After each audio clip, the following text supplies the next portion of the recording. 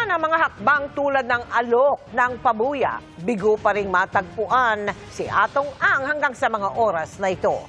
Maki-update tayo sa mga lugar na ginalugad ng mga otoridad sa Laguna at Rizal. Nakatutok live si John Consulta. John?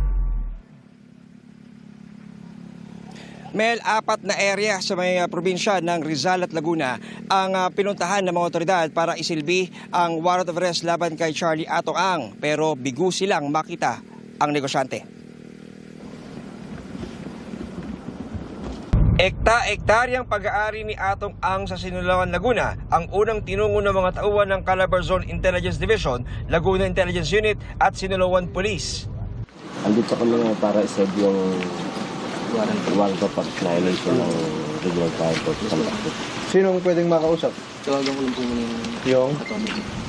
para Sa loob, tumambad sa tracker team ang napakaraming silungan ng manok, 2 helipad, mga villa at isang main house na nasa ibabaw ng burol.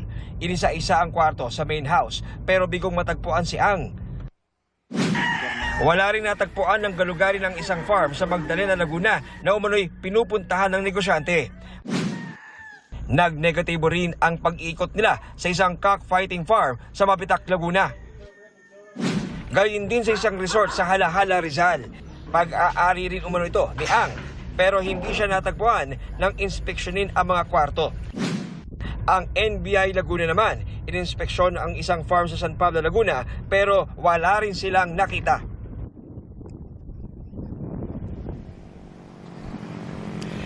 Mel, bagamat nagdektibo nga dito sa binisitang farm sa may bahagi ng Mabitak, Laguna na di umano ay pagmamayari ng kapatid ni Charlie Atong Ang. At itong isang napakalaking farm na may laking lawak na 400 hectares, Mel, no? Dito sa may bahagi ng Sinulawan, Laguna, nangako ang Calabarzon Police at Regional Intelligence Division 4A na patuloy ang kanilang magiging pagmamonitor at pag-iikot para isilbi ang warat laban sa negosyante.